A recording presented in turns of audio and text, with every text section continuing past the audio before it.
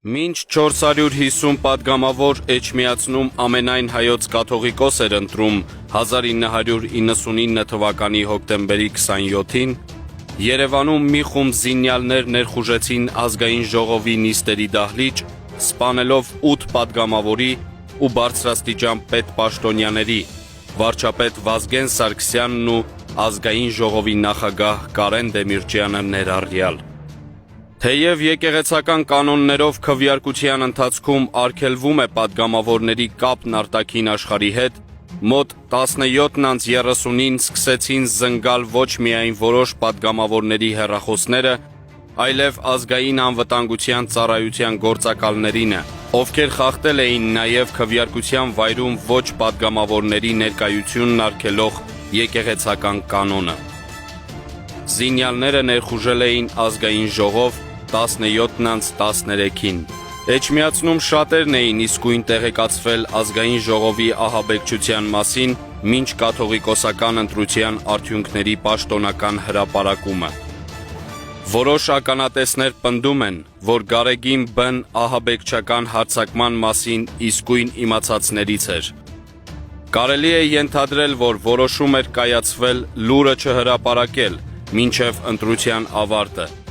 Հայտնի է, որ Վազգեն Սարգսյանը վախեցրել ու սպառնացել էր տասնյակ պատգամավորների, ստիպելով նրանց քվեարկել Գարեգին arczepiskopos Ներսեսյանի օգտին։ Հետևաբար մտավախություն կար, որ Վազգեն Սարգսյանի մահվան բոթը կարող է քվեների բաշխումը հանել կառավարության վերահսկողությունից։ Ամենայն հայոց 132-րդ կաթողիկոս հայտարարվելուց հետո Գարեգին arczepiskopos Ներսեսյանը ելույթ ունեցավ ներկաների առաջ։ Սակայն այն շուտով ընդհատվեց ներկայում Հյուսիսային Ամերիկայի հայոց առաքելական եկեղեցու արևմտյան թեմի առաջնորդ Հովնան arczepiskopos Տերտերյանի կողմից, ով նորընտիր կաթողիկոսին ազգային ժողովում տեղի ունեցած ողբերգական իրադարձության մասին տեղեկացնելու մի քանի անհաջող փորձ արեց։ Այդ պահը տեսագրված է։ Կարճ դադարից հետո Գարեգին Բ-ն ի վերջո համաձայնվում է լսել երիտասարդ հոգևորականին, ընդհատում է իր խոսքն ու որոշում հայտարարել բոթը և մեր ժողովրդի բարվոք ու երջանիկ կյանքը կերտելու։ Ես ուզում եմ, ես ցանկանում եմ, այս պահին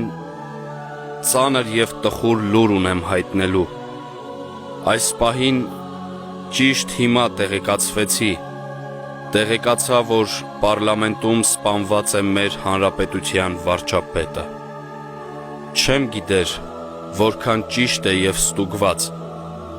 Միջամտություն եղավ իմ կողմից թերևս։ Լուրերից հայտնում են, ասվում է, որ և ծանր վիրավորված է ազգային ժողովի նախագահ Կարեն Դեմիրճյանը։ Տեր ողորմյա, Տեր ողորմյա։ Կաթողիկոսի պաշտոնում Գարեգին Ներսեսյանի առաջին ելույթը թերևս իր ամենաշփոթեցուցիչն ու ամենահակասականն է մինչ օրս։ Առաջինը, նրա արձագանքը բեկումնային լուրը ստանալիս նույնքան անսպասելիորեն խաղաղ էր, որքան անպատշաճ էին այդ ողբերգական դեպքը նկարագրելու համար իր ընտրած խոսքերը։ Հայաստանի Հանրապետության կառավարությունն ու ազգային ժողովն ըստ էության գլխատած ահաբեկչական գործողության հետևանքների մասին խոսելիս տխուր բովանդազուրկ բառի գործածումը, իր ընդհանուր հանգստությունը, տեղեկությունը ստանալիս,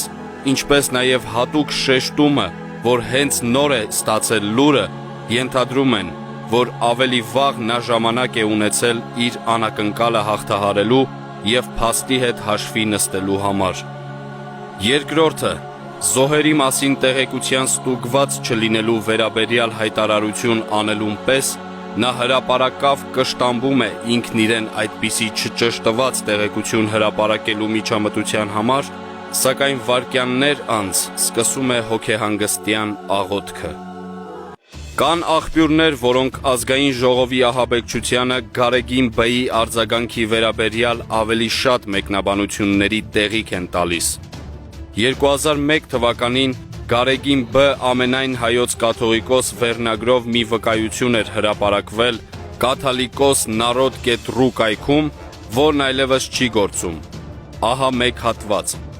1999 թվականին Գարեգին Ա. կաթողիկոսի մահվանից հետո Գարեգին Ներսեսյանը սկսեց ակտիվորեն զբաղվել ընտրարշավով։ Իր ընտրվելու դիմաց այն ժամանակվա Հայաստանի Հանրապետության վարչապետ ամենակարող Վազգեն Սարգսյանին առաջարկել էր $20 միլիոն։ Իր պարտավորությունների բաժինը Սարգսյանն իրականացրեց կոշտությամբ և դաժանաբար։ Հայաստանի թեմերի ղեկավարները ստիպված էին իրենց ձայնը տալ Գարեգին Ներսեսյանին։ Ընտրության ժամանակ հոկտեմբերի 27-ին Վազգեն Սարգսյանը սպանվեց, իսկ պատգամավորները պատանդ վերցվեցին։ Ահաբեկչական խմբի գործողությունների արդյունքում զոհվել են Հայաստանի Հանրապետության ազգային ժողովի նախագահ Կարեն Դեմիրճյանը և 6 այլ պետական գործիչներ ու ազգային ժողովի պատգամավորներ։ 8 մարդ վիրավորվել է, իսկ 91-ը գերեվարվել։ Ահաբեկչական խումբը գերի էր վերցրել 91 անձանց, հիմնականում ազգային ժողովի պատգամավորների։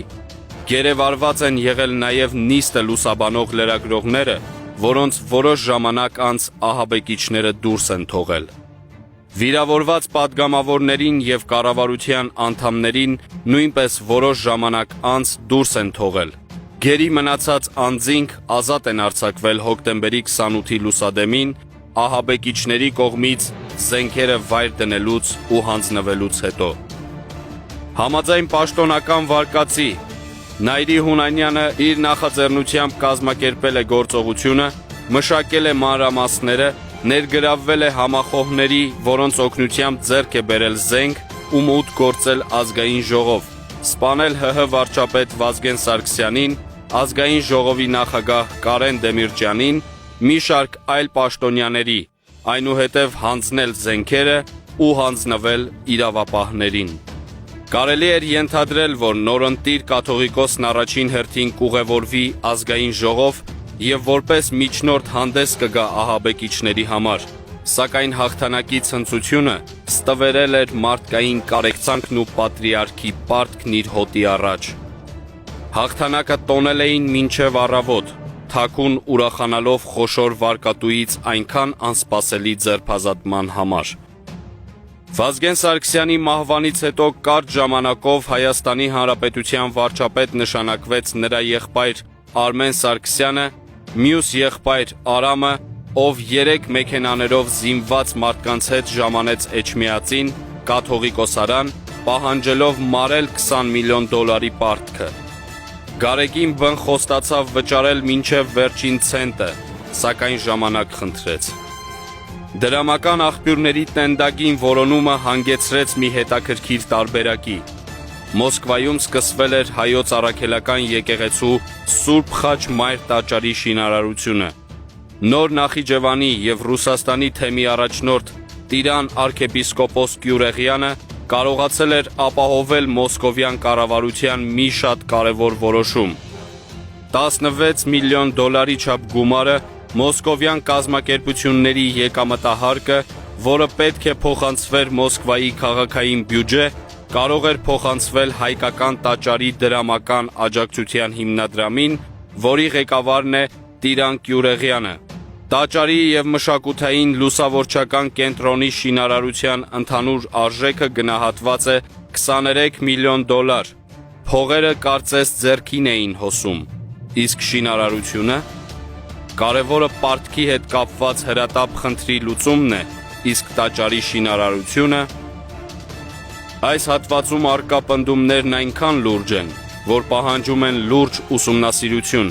ինչպես նաև մեկնաբանություններ այս հարցերում ներգրավված կամ դրանց հետ առնչված մարդկանց՝ Գարեգին Բ-ի, Տիրան arczepiskopos Գյուրեղյանի, Եզրաս arczepiskopos Ներսեսյանի և Արամ Սարգսյանի կողմից։